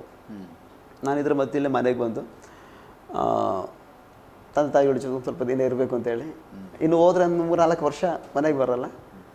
ಆ ಟೈಮಲ್ಲಿ ನಾನು ಈಗಿರುವಂಥ ಚರ್ಚಿನ ಅದು ಒಂದು ಬೇರೊಂದು ಸಂಸ್ಥೆ ಜೊತೆಗಿತ್ತು. ಅವರು ರೆಗ್ಯುಲರಾಗಿ ಅಲ್ಲಿ ಇಲ್ಲದೇ ಇರೋದ್ರಿಂದ ನನ್ನ ಮಾತೃಸಭೆ ಅಲ್ಲಿನ ಸಂಸ್ಥೆಯ ಸಂಸ್ಥಾಪಕರ ಹತ್ರನೂ ಆಫೀಸಿಗೆಲ್ಲ ತಿಳಿಸ್ದೆ, ಇಲ್ಲೊಬ್ಬರ ಫ್ಯಾಮಿಲಿ ಪಾಸ್ಟ್ನ ಕಳಿಸಿ, ನಮಗೊಬ್ಬರು ಫ್ಯಾಮಿಲಿ ಪಾಸ್ಟರ್ ಬೇಕು ಎಂಬುದಾಗೆಲ್ಲ ನಾವು ಕೇಳ್ಕೊಂಡ್ವಿ. ಅವರು ಯಾವ ಮಾತಿಗೂ ಕಿವಿಗೊಡಲಿಲ್ಲ. ಕಿವಿಗೊಡದೇ ಇರೋ ಟೈಮಲ್ಲಿ ನಾವು ಸಭೆಯಲ್ಲಿ ತುಂಬ ವಿಶ್ವಾಸಿಗಳಿದ್ರು. ಆ ಸಭೆಯಲ್ಲಿ ಒಂದು 60 ಜನ ವಿಶ್ವಾಸಿಗಳಿದ್ರು. ಎಲ್ಲ ಬ್ಯಾಕ್ ಸ್ಲೈಡ್ ಆಗೋದ್ರು, ಕಾರಣ ಇಲ್ಲಿ ಸಭಾಪಾಲಕರಿಲ್ಲ. ಹಾಗಾಗಿ ನಾವು ಕೇಳಿಕೊಂಡ್ರು, ಅವರು ಕಳಿಸ್ಲಿಲ್ಲ. ಕೊನೆಗೆ ನಾವಿರುವಂಥ ಒಂದು 6-7 ಜನ ಮಾತ್ರ ಬಾಕಿ ಉಳಿದ್ರು, ಇನ್ಕ್ಲೂಡಿಂಗ್ ನನ್ನ ತಾಯಿ ಸೇರಿ 6-7 ಜನ ಮಾತ್ರ ಸಭೆಯಲ್ಲಿ ಉಳ್ಕೊಂಡ್ರು. ಆ ಟೈಮಲ್ಲಿ ನಾವು ಸಭೆಗೆ ಮನ ಮಾಡ್ಕೊಂಡ್ವಿ, ನಾವು ಬೇರೊಂದು ಸಂಸ್ಥೆ ಜೊತೆ ಜಾಯಿನ್ ಆಗೋಣ. ಕಾರಣ ಇಷ್ಟು ಯಾರು ನೆಗ್ಲೆಕ್ಟ್ ಮಾಡ್ತಾ ಇದ್ದಾರೆ, ಯಾರೂ ಇಲ್ಲ, ಬೇರೊಂದು ಸಂಸ್ಥೆ ಜೊತೆ ಜಾಯಿನ್ ಆಗೋಣ ಅಂತ. ನನ್ನ ಅಣ್ಣ ಬ್ಯಾಂಗ್ಳೂರಲ್ಲಿ IPCಯಲ್ಲಿ ಚರ್ಚಿಗೆ ಹೋಗ್ತಾ ಇದ್ದಾನೆ ಅವ್ರ ಪಾಸ್ಟರ್ ಜೊತೆಗೆ. ನನ್ನ ಅಣ್ಣನ ಹತ್ರ ಈಗ ಹಂಚ್ಕೊಂಡಾಗ ಹೇಳಿದೆ, ನಮ್ಮ ಪಾಸ್ಟರ್ ಅಲ್ಲಿನ ವರ್ಕ್ ಎಲ್ಲ ತಗೋತಾ ಇದ್ದಾನೆ, ನೀನು ಒಂದು ಮಾತು ಕೇಳಿ ನೋಡು ಅಂತೇಳಿ. ಹಾಗೆ ನಾವು IPCಗೆ ಜಾಯಿನ್ ಆದ್ವಿ. ಜಾಯಿನ್ ಆಗಿದ್ದ ಟೈಮಲ್ಲಿ ಪಾಸ್ಟರ್ ಒಂದು ಕಂಡೀಷನ್ ಹೇಳಿದರು, ನಾವು ಸಭೆ ತಗೊಳ್ತೇವೆ, ನೀವು ಅಲ್ಲಿನ ಸಭಾಪಾಲಕರಾಗಿರಬೇಕು. ಆಗಿದ್ದು ಒಂದು ಕಂಡೀಷನ್ ಹೇಳಿದಾಗ ನನ್ನ ಹೈಯರ್ ಸ್ಟಡಿ ಅಲ್ಲಿ ಸ್ಟಾಪ್ ಮಾಡಿಬಿಟ್ಟು ನಾನಲ್ಲಿ 2008 ಜನವರಿ 6ನೇ ಜೂನ್ 1ನೇ ತಾರೀಕು ಅಲ್ಲಿ ಸೇವೆ ಸ್ಟಾರ್ಟ್ ಮಾಡಿದೆ. 2008ರಲ್ಲಿ ಹಿಂಜರಿದಂಥ ವಿಶ್ವಾಸಿಗಳು ನಾನು ಸ್ಟಾರ್ಟ್ ಮಾಡಿದಾಗ ಅದು 6-7 ವಿಶ್ವಾಸಿಗಳಿದ್ರು. ಇವತ್ತು ಕರ್ತನ ಕೃಪೆಯಿಂದ 3 ಕಡೆ ಆರಾಧನೆ ನಡೆಸ್ತಾ ಇದೆ. ಒಂದು ಕಡೆ ಡ್ರಾಪ್ ಆಯಿತು, ಅದು ಬೇರೆ ಚರ್ಚ್ ಅವರು ಅದನ್ನು ತಗೊಂಡ್ರು. ಈಗ 2 ಕಡೆ ಆರಾಧನೆ ನಡೀತದೆ. ಒಂದು ಕಡೆಯಲ್ಲಿ 2 ಫ್ಯಾಮಿಲಿ ಇದೆ, ಹೆಚ್ಚು ಕಡಿಮೆ 10-12 ಜನ ವಿಶ್ವಾಸಿಗಳಿದ್ದಾರೆ ಅಲ್ಲಿ. ಈಗ ನಾನು ನಡೆಸುವಂಥ ಮೇನ್ ಚರ್ಚಲ್ಲಿ 85ರಿಂದ 90 ವಿಶ್ವಾಸಿಗಳಿದ್ದಾರೆ. ಅಂದರೆ ಈ ಸೇವೆ ಮಾಡೋದು ಸಂಬಂಧಿ ಪ್ರಾರಂಭದಲ್ಲಿ ನೀವು ಹೇಳಿದ್ರಿ, ಮಕ್ಕಳಿಗೆ ಟ್ಯೂಷನ್ ಕೊಟ್ಟು ನೀವು ಅಲ್ಲಿ ಸಭೆ ಸ್ಟಾರ್ಟ್ ಮಾಡಿದ್ರಿ. ಅದು ಬೇಗೂರಲ್ಲಿ. ಓಕೆ. ಅಲ್ಲಿ ನಿಮಗೆ ಅವಕಾಶ ಇತ್ತು, ಯಾಕೆ ಮತ್ತೆ ಅಲ್ಲಿಂದ ಹೈಯರ್ ಸ್ಟಡಿಗೋಸ್ಕರ ಅಲ್ಲಿ ಬಿಟ್ಟರಲ್ಲ, ತಿರುಗಿ ಅಲ್ಲಿ ಹೋಗಲಿಕ್ಕೆ ಅವಕಾಶ ಇರಲಿಲ್ಲ? ತಿರುಗಿ ಅಲ್ಲಿ ಹೋಗ್ಲಿಕ್ಕೆ ಅಂತ ಹೇಳಿದ್ರೆ ಅಲ್ಲಿನ ಸಂಸ್ಥಾಪಕರಲ್ಲಿ ಬೇರೆಯವ್ರನ್ನ ನೇಮಿಸಿದ್ರು. ಅವ್ರ ಜೊತೆ ನಾನಿನ್ನು ಹೋಗ್ತೇನೆ, ಇನ್ನು ಬರಲ್ಲ ಅಂತೇಳಿ ಬಿಟ್ಟು ಬಂದೆ. ಬಟ್ ನಾನು ಅಲ್ಲಿ ಟೀಚ್ ಮಾಡ್ಲಿಕ್ಕೆ ಹೋದಾಗಲೇ ಹೇಳಿದೆ, 2-3 ವರ್ಷಗಳು ಮಾತ್ರ ನಾನು ನಿಮ್ಮ ಜೊತೆಗೆ ಇರ್ತೇನೆ ಅಂತೇಳಿ ಒಂದು ಅಗ್ರಿಮೆಂಟು ಮಾಡಿಕೊಂಡು ನಾನು ಹೋಗಿದ್ದೆ. ಈ ನೀವು ಹೇಳಿದ್ರಿ ಹಳ್ಳಿಗೆಲ್ಲ ಹೋಗಿ ನೀವು ಸುವಾರ್ತೆ ಸಾಧ್ಯ ಟ್ರ್ಯಾಕ್ಸ್ ಕೊಡ್ತೀರಿ, ಇದೆಲ್ಲ ಮಾಡ್ತೀರಿ. ಈಗ ಜನರ ಹೇಗಿತ್ತು ಸ್ಪಂದನೆ ಹೇಗಿತ್ತು? ಈ ಅಲ್ಲಿ ಬೇಗೂರಲ್ಲಿ ಹಳ್ಳಿಗಳಿಗೆ ಹೋದಾಗ ನಮಗೆ ತೊಂದರೆ ಏನಿರಲಿಲ್ಲ, ಜನ ಸ್ಪಂದಿಸ್ತಾ ಇದ್ರು. ಕೆಲವರು ಬೇಡ ಅಂದಾಗ ಹೇಳ್ತಾಯಿದ್ರು, ಯಾವ ತೊಂದರೆನೂ ಇಲ್ಲ. ಕೆಲವರು ಸ್ಪಂದಿಸ್ತಾ ಇದ್ರು, ಕೆಲವರು ತಗೊಂಡೋಗಿ ಮೂಲೆ ಹಾಕಿ ಬಿಡ್ತಾಯಿದ್ರು. ಆ ಒಂದು ಕಂಡೀಷನ್ ಇತ್ತು. ಬಟ್ ನಾವಿದ್ದಿದ್ದು ಗ್ರಾಮದಲ್ಲಿ ಪೂರ್ಣ ಸಪೋರ್ಟ್ ನಮಗಿತ್ತು. ಎಲ್ಲಿ ಪ್ರಾರ್ಥನೆ ನಡೀತಾ ಇದೆ ಅಂತ ಹೇಳಿದ್ರೆ ಜನ ಕರ್ಕೊಂಬರ್ತಾರೆ. ಕ್ರಿಶ್ಚಿಯನ್ಸ್ ಅವರು ಇಲ್ಲಿದ್ದಾರೆ ಎಂಬುದಾಗಿ ಹೇಳಿದ್ರೆ ಕರ್ಕೊಂಬರ್ತಾಯಿದ್ರು. ಯಾರಾದರೂ ಹೊಸೊಬ್ಬರು, ಈಗ ನಮ್ಮ ಫ್ಯಾಮಿಲಿ ಕಡೆಯಿಂದ ಯಾರಾದ್ರೂ ಆ ಊರಿಗೆ ಬಂದರೆ ಮನೆ ಗೊತ್ತಿಲ್ಲದಿರೋರು ಟೌನಲ್ಲಿ ನಿಂತ್ಕೊಂಡು ಯಾರ ಹತ್ರ ಕೇಳಿದ್ರು ಕರ್ಕೊಂಬಂದು ಗುರುತಿಸ್ಕೊಂಡು. ಯಾರೂ ಇರಲಿಲ್ಲ, ನಾವಾಗಿ ಸ್ಟಾರ್ಟ್ ಮಾಡಿದ್ವಿ. ಅವಾಗ ನಿಮ್ಗೆ ಏನಾದರೂ ಜನರಿಂದ ಏನೋ ವಿರೋಧ ಏನೂ ಇರಲಿಲ್ಲ, ಒಳ್ಳೆ ಸಪೋರ್ಟ್ ಇತ್ತು ನಮಗೆ. ಬಟ್ ಕುಶಾಲನಗರದಲ್ಲಿ ಆರಾಧನೆ ಮಾಡಿದಾಗ ತುಂಬ ತುಂಬ ತುಂಬ ತುಂಬ ಸಮಸ್ಯೆಗಳನ್ನ ನಾವು ಎದುರಿಸಬೇಕಾಗುವಂಥ. ಕುಶಾಲನಗರದಲ್ಲಿ ನಾವು ಅದೇ IPC ಜೊತೆಗೆ ಸೇರಿಕೊಂಡಾಗ ಸ್ಟಾರ್ಟಿಂಗ್ ಒಂದು ಬಾಡಿಗೆ ಮನೆಯಲ್ಲಿ ಇದು ಹೆಚ್ಚು ಕಡಿಮೆ 10-18 ವರ್ಷಗಳಿಂದ, ನಾನು ಅಲ್ಲಿ ಬರಲಿಕ್ಕಿಂತ 18 ವರ್ಷಗಳಿಂದ ಅದೇ ಮನೆಯಲ್ಲಿ ಪ್ರಾರ್ಥನೆ ನಡೀತಾ ಬೇರೊಂದು ಸಂಸ್ಥೆಯಿಂದ. ನಾನು ಹೇಳಿದ ಆ ಸಂಸ್ಥೆಯಿಂದ ನಾವೀಗ ಚೇಂಜ್ ಆಗಿದ ತಕ್ಷಣ ಆ ಮನೆ ಓನರ್ ಹೇಳಿದರು, ಅವರು ಸ್ವಲ್ಪ ಕ್ರೈಸ್ತ ವಿರೋಧಿಗಳ ಗುಂಪಿನಲ್ಲಿ ಸೇರಿರುವಂಥವ್ರು. ಅವ್ರು ಹೇಳಿದರು, ಇಷ್ಟವರೆಗೂ ನಾವು ನಿಮಗೆ ಮನೆಯೆಲ್ಲ ಕೊಟ್ವಿ, ಇನ್ನು ನಮಗೆ ಕೊಡ್ಲಿಕ್ಕಾಗಲ್ಲ, ನಮ್ಮ ಮಕ್ಕಳೆಲ್ಲ ಗಲಾಟೆ ಮಾಡ್ತಾ ಇದ್ದಾರೆ, ನೀವೊಂದು ಬೇರೆ ಮನೆ ನೋಡ್ಕೊಳ್ಬೇಕು ಅಂತೇಳಿ. ಹಾಗೆ ನಮ್ಮ ವಿಧಿ ಇಲ್ಲದೆ ಟೌನಲ್ಲಿ ಒಂದು ಸ್ಲಮ್ ಏರಿಯಾ ಥರ ಇದೆ, ಅಲ್ಲೊಂದು ಮನೆಯಲ್ಲಿ ನಮ್ಮ ವಿಶ್ವಾಸಿ ಮನೆಯೇ ಪ್ರಾರ್ಥನೆ ಸ್ಟಾರ್ಟ್ ಮಾಡಿದ್ವಿ. ಕೈ ಎತ್ತಿದ್ರೆ ಅಂಚು ಮುಟ್ಟುತ್ತದೆ ಅಷ್ಟೇ, ಒಂದಿಷ್ಟು ಅಗಲದಲ್ಲಿ ನಾವಲ್ಲಿ ಸ್ಟಾರ್ಟ್ ಮಾಡಿದ್ವು. ಈಗ 8-9 ವಿಶ್ವಾಸಿಗಳಿದ್ರು ಅಷ್ಟೇ. ಸ್ಟಾರ್ಟ್ ಮಾಡಿದ್ವು. ಸದ್ಯಕ್ಕೆ ಯಾವ ತೊಂದರೆನೂ ಇರಲಿಲ್ಲ. ಅದಾದಮೇಲೆ ಜನ ಅಲ್ಲಿ ಬರಲಿಕ್ಕೆ ಸ್ವಲ್ಪ ಮುಜುಗರ ಮಾಡ್ತಾಯಿದ್ರು, ಸ್ವಲ್ಪ ಸ್ಲಮ್ ಏರಿಯಾ, ಹಾಗಾಗಿ ಸ್ವಲ್ಪ ಮುಜುಗರ ಮಾಡ್ತಿದ್ರಿಂದ ನಾವೊಂದು ಬಾಡಿಗೆ ಮನೆ ಆದಷ್ಟು ಬೇಗ ಅಲ್ಲಿ ಒಂದು 3-4 ತಿಂಗಳೇನಲ್ಲಿ ಆರಾಧನೆ ಮಾಡಿದ್ವಿ ಅಷ್ಟೇ. ಒಂದು ಬಾಡಿಗೆ ಮನೆ ತಗೊಂಡೆ. ಈ ಬಾಡಿಗೆ ಮನೆ ತಗೊಳ್ಬೇಕು ಅಂತ ಹೇಳಿದ್ರೆ ಅಲ್ಲಿನ ಆ ಮನೆ ಒಂದು ವಿಧದಲ್ಲಿ ದೇವರು ನಮಗೋಸ್ಕರ ಪ್ರತ್ಯೇಕಿಸಿಟ್ಟಿದ್ದು ಎಂಬುದಾಗಿ ಹೇಳ್ಬೋದಾಗಿತ್ತು. ಆ ಮನೆಯಲ್ಲಿ 4-5 ಜನ ಹ್ಯಾಂಗ್ ಮಾಡಿಕೊಂಡು ಸುಸೈಡ್ ಮಾಡ್ಕೊಂಡಿದ್ದಾರೆ. ಈ ಮನೆಗೆ ಯಾರು ಬಂದರೂ ಅವರು 1 ವಾರಕ್ಕಿಂತ ಹೆಚ್ಚು ಆ ಮನೆಯಲ್ಲಿ ಉಳಿತಾ ಇರಲಿಲ್ಲ. ಮನೆ ಖಾಲಿ ಮಾಡ್ಕೊಂಡು ಹೋಗ್ತಿದ್ರು. ಇವನ್ ಸೆಕ್ಯೂರಿಟಿ ಕೊಟ್ಟು ದುಡ್ಡು ಕೂಡ ಬೇಡ ಅಂತೇಳಿ ಹೋಗ್ತಾಯಿದ್ರು. ಹಾಗೆ ವರ್ಷಗಳಿಂದ ಆ ಮನೆ ಖಾಲಿಯಾಗಿತ್ತು. ನಾನು ಆ ಮನೆ ಕೇಳಲಿಕ್ಕೆ ಹೋದಾಗ ಅಕ್ಕಪಕ್ಕದವರೆಲ್ಲ ಹೇಳಿದರು, ಸರ್ ನೀವು ಮನೆ ತಗೊಳ್ಬೇಡಿ, ಆ ಮನೇಲಿ ಪ್ರಾಬ್ಲಮ್ ಇದೆ, ಇವನ್ ನಿಮ್ಮ ಮಿಸಸ್ ಬೇರೆ ಪ್ರೆಗ್ನೆಂಟ್ ಆಗಿದ್ದಾರೆ, ಒಳ್ಳೆ ಸಮಯ ಅಲ್ಲ. ನಾನು ವಿಚಾರಿಸಿದ ಕಾರಣ ಏನು ಅಂತ. ಇಲ್ಲ, ಈ ಮನೆಯಲ್ಲಿ ತುಂಬ ಹ್ಯಾಂಗ್ ಮಾಡಿಕೊಂಡು ತುಂಬ ಸುಸೈಡ್ ಮಾಡ್ಕೊಂಡಿದ್ದಾರೆ, ಮನೆಗೆ ಬಂದವರಿಗೆಲ್ಲ ಪ್ರಾಬ್ಲಮ್ ಇದೆ, ಯಾರೂ ಉಳಿತಾ ಇಲ್ಲ, ನೀವು ಯಾಕೆ ಸುಮ್ಮನೆ ರಿಸ್ಕ್ ತಗೊಳ್ತೀರಾ? ನನ್ನ ತೊಂದರೆ ಇಲ್ಲ, ನಾವು ಪ್ರೇಯರ್ ಮಾಡೋರು, ನಮಗೇನು ಸಂಭವಿಸಿಲ್ಲ ಅಂತ. ಹೆಚ್ಚು ಕಡಿಮೆ 4.5 ವರ್ಷ ಆ ಮನೆಯಲ್ಲಿ ವಾಸ ಮಾಡಿದ್ವಿ. ಯಾವ ತೊಂದರೆನೂ ಇಲ್ಲ. ಕೊನೆಯದಾಗಿ ಕ್ರೈಸ್ತ ವಿರೋಧಿಗಳು ಬಂದು ಆ ಮನೆ ಓನರಿಗೆ ಟಾರ್ಚರ್ ಮಾಡಿ ನಮ್ಮನ್ನು ಮನೆ ಖಾಲಿ ಮಾಡಿಸಿದ್ದು. 4.5 ವರ್ಷ ಅಲ್ಲಿ ಪ್ರಾರಂಭಿಸುವಾಗ ಒಂದು 8-9 ಜನ ಇದ್ವಿ. ಒಂದು 2.5 ವರ್ಷದೊಳಗಾಗಿ ಆ ಮನೆ ರೂಮ್ ಫುಲ್ ತುಂಬಲಿಕ್ಕೆ ಸ್ಟಾರ್ಟ್ ಆಯಿತು. 4 ರೂಮ್ ಇತ್ತು, 4 ರೂಮ್ ಫುಲ್ ಆಗ್ತಿತ್ತು. ಒಂದು 70-80 ಜನ ಆಗ ಬರ್ಲಿಕ್ಕೆ ಸ್ಟಾರ್ಟ್ ಮಾಡಿತು. 4 ವರ್ಷ ಆಗೋ ಟೈಮಲ್ಲಿ ಒಂದಿನ ಪ್ರಾರ್ಥನೆ ನಡೀತಾ ಇದೆ. ಈ ಟ್ರೈಬ್ಸ್ ವಿಭಾಗದಿಂದ ಕೆಲವರು ಆರಾಧನೆಗೆ ಬಂದರು. First day. ಅದಕ್ಕಿಂತ ಹಿಂದಿನ ವಾರ ನಾವು ಆ ಟ್ರೈಬ್ಸ್ ಕಾಲೋನಿಗೆ ಹೋಗಿದ್ವಿ. ಅಲ್ಲಿಂದ 2 ಗಂಡ ಹೆಂಡತಿ, 2 ಮಕ್ಕಳು, ಅವ್ರ ಜೊತೆಗೆ ಬೇರೆ ಇನ್ನೊಬ್ಬರು, ಈಗ 2 ಫ್ಯಾಮಿಲಿ ಫಸ್ಟ್ ಟೈಮ್ ಆರಾಧನೆಗೆ ಬಂದಿದ್ದರು. ಇದನ್ನು ಅಕ್ಕಪಕ್ಕದವರೆಲ್ಲ ನೋಡಿ ಗಮನಿಸ್ಕೊಂಡಿದ್ದಾರೆ. ಈ ಜನ ತುಂಬ್ತಾ ಇರುವಂಥದ್ದು ಬರೋದು. ಈ ಟ್ರೈಬ್ಸ್ ಮೊದಲನೇದಾಗಿ ಬಂದಿದ್ದ ಈ ವಾರದಲ್ಲಿ ಪ್ರೇಯರೆಲ್ಲ ಮುಗೀತು, ಎಲ್ಲ ವಿಶ್ವಾಸಿಗಳು ಹೋದರು. ಈ ಹೊಸದಾಗಿ ಬಂದಂಥ 2 ಕುಟುಂಬವನ್ನು ನಿಲ್ಲಿಸ್ಕೊಂಡು ನಾನು, ನನ್ನ ಮಿಸ್ಸಸ್ಸು, ನಮ್ಮ ಅಮ್ಮನೂ ಇದ್ದರು. ನಾವು ಅವ್ರ ಜೊತೆ ಹೊಸದಾಗಿ ಬಂದವರಲ್ಲ, ಸ್ವಲ್ಪ ಕೇರ್ ತಗೊಂಡು ಅವ್ರಿಗೆ ಮಾತಾಡ್ತಾ ಇರ್ಬೇಕಾದ್ರೆ 2 ಯವನಸ್ಥರು ಬಂದರು. ಯಾರೋ ಇಲ್ಲಿ ಮೇನ್ ಆಗಿರುವಂಥದ್ದು, ನಿನಗೆ ಯಾರೋ ಲೈಸೆನ್ಸ್ ಕೊಟ್ಟಿದ್ದಿಲ್ಲ, ಎಲ್ಲಿ ಮಾಡ್ತಿದ್ಯಾ, ಏನು ಮಾಡ್ತಾ ಇದೆಯಾ ಅಂತ ಕೇಳ್ಕೊಂಡು ಸ್ವಲ್ಪ ಕೆಟ್ಟ ಮಾತುಗಳನ್ನ ಮಾಡಿಕೊಂಡು ಬಂದುಬಿಟ್ಟು ನಾನು ಹೇಳಿದೆ, ನಾನೇ ಇಲ್ಲಿ ಬಂದು ಕೂತ್ಕೊಳ್ಳಿ ಅಂತ ಹೇಳಿದೆ. ನಾವು ಕೂತ್ಕೊಳ್ಳೋಕ್ಕೆಲ್ಲ ಬಂದಿದ್ದು, ನಿನಗೆ ವಾರ್ ಮಾಡೋಕೆ ಹೋಗಿ ಬಂದಿರೋದು, ಇನ್ನು ಮೇಲೆ ಇಲ್ಲಿ ಪ್ರಾರ್ಥನೆ ನಡೆಸಬಾರ್ದು, ಹಾಗೆ ಹೀಗೆ ಅಂತೆಲ್ಲ ಮಾತಾಡ್ತಿರ್ಬೇಕಾದ್ರೆ ಒಬ್ಬ ತೆಗೆದು ಕೆನೆಗೆ ಹೊಡೆದ. ನಿರೀಕ್ಷಿಸಿದ ರೀತಿಯಲ್ಲಿ ಒಂದು ಹೊಡೆದ. ಹಾಗೆ ಜೊತೆಗೆ ಬಂದವನು ಹೇಳಿದೆ, ಹೊಡಿಬೇಡ, ವಾರ್ಡ್ ಮಾಡಿಬಿಟ್ಟು ಹೋಗೋಣ ಅಂಥೇಳಿ ವಾರ್ಡ್ ಮಾಡಿಬಿಟ್ಟು ಹೋದರು. ಇನ್ನು ಮೇಲೆ ಇಲ್ಲಿ ಪ್ರಾರ್ಥನೆ ನಡೆಸಬಾರ್ದು, ಪ್ರಾರ್ಥನೆ ಮಾಡಿಸಿದ್ರೆ ನಾವೆಲ್ಲ ಸುಟ್ಟಾಗ್ತೀವಿ, ಹಾಗೆ ಎಲ್ಲ ಹೇಳ್ಬಿಟ್ಟು ಹೋದರು. ಆ ಟೈಮಲ್ಲಿ ನಾನು 2 ಕಡೆ ಆರಾಧನೆ ನಡೆಸ್ತಾ ಇದ್ದೆ. ಒಂದು ಕಡೆ ಬೆಳಿಗ್ಗೆ 8:30 ಸ್ಟಾರ್ಟ್ ಮಾಡಿ 10:30 ಮುಗಿಸ್ತೇನೆ, ಇಲ್ಲಿ 10:30 ಸ್ಟಾರ್ಟ್ ಮಾಡ್ತೀನಿ ಅಂತ ಹೇಳಿದ್ರೆ ನಾನು ಅಲ್ಲಿ ಬರೋಷ್ಟೊಳಗೆ ಇಲ್ಲಿ 1 ಸಹೋದರರು ಇದ್ದರು, ಅವ್ರು ಲೀಡ್ ಮಾಡಿ ಮುಂದುವರಿಸಿದ್ರು. ನಾನು 11 ಗಂಟೆಗೆ ಬಂದು ಇಲ್ಲಿ ಜಾಯ್ನ್ ಆಗ್ತಾಯಿದ್ದೆ. ಆ ರೀತಿ ನಾನಿಲ್ಲಿ ಎಲ್ಲ ಹೋದ್ಮೇಲೆ ಇವ್ರಿಗೆ ಮಾತಾಡಿದ್ರು. ಇವ್ರು ಬಂದು ಇದರ ವಾರ್ನ್ ಮಾಡಿಬಿಟ್ಟು ಅವ್ರ ಮುಂದೆ ನಾನು ಓಡೋದ್ಬಿಟ್ಟು ಹೋದರು. ಇದನ್ನು ನೋಡ್ಕೊಂಡು ಇವರು ಎದುರು ಕೊಟ್ಟರು.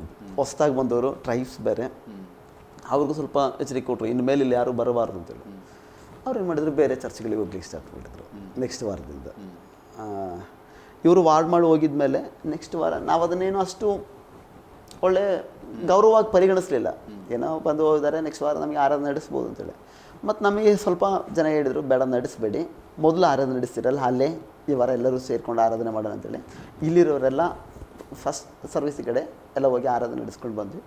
ಸೆಕೆಂಡ್ ವಾರ ನನಗೂ ಏನೊಂದು ತೃಪ್ತಿ ಇರಲಿಲ್ಲ, ಇಲ್ಲೇ ನಡೆಸೋಣ, ಕಾರಣ ತುಂಬ ದೂರ ಆಗ್ತದೆ, 15 ಕಿಲೋಮೀಟ್ರ್ ಡಿಸ್ಟೆನ್ಸ್ ಇದೆ.